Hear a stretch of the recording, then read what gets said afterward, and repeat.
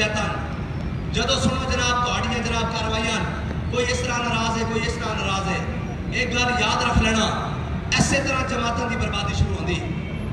हाँ साड़ी किसी नाल नाराजगी नहीं ना साड़ी किसी नाल मुहब्बत है, साडा एक ही मकसद है कि असीं हुजूर दे दीन वास्ते आया।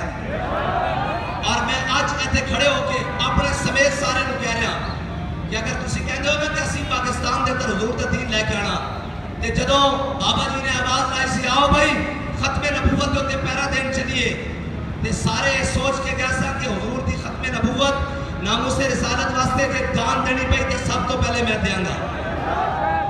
केड़ा केड़ा ये सोच के इस तहरीक विच आया सी।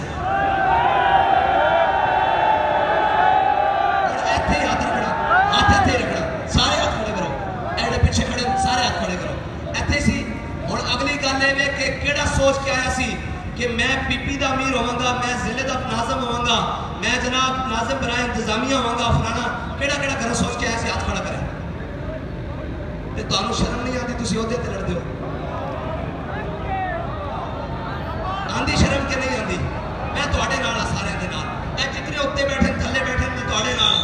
तुसीं ये सोच के आए सो, मैं सोच के आया सां कि इत्थे जनाब अमीर बनना, जनाब इत्थे इज्जतां होणियां, असीं सारे कोने दे ते आसां कि असां हुजूर दे दीन वास्ते जान देनी।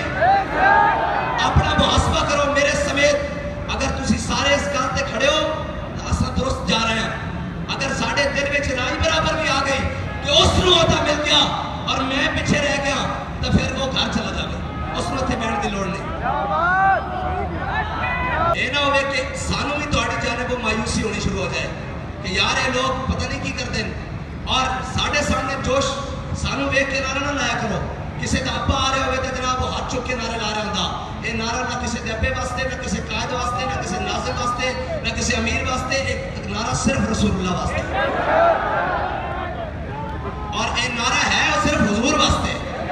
और यही समझ के लाया करो कि असी इस वास्ते नहीं ला रहे और असी वेखिए तो फिर दोवें हाथ चा लेंदे हो, जे ना वेखिए तो जनाब सारे हाथ थले करके बैठे रहंदे।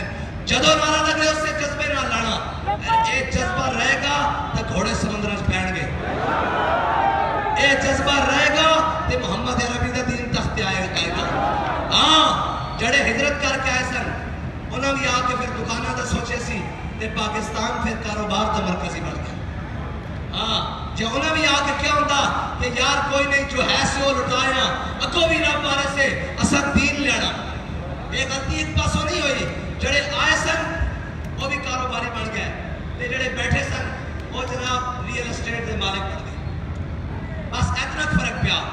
पाकिस्तान की तरक्की का राज क्या होया कि जड़े आए सन उन्हें कारोबार कर लै ते जड़े मौजूद सन उन्हें अपनी प्यो दादे दी ज़मीनां ते रियल एस्टेट का काम शुरू कर दिता।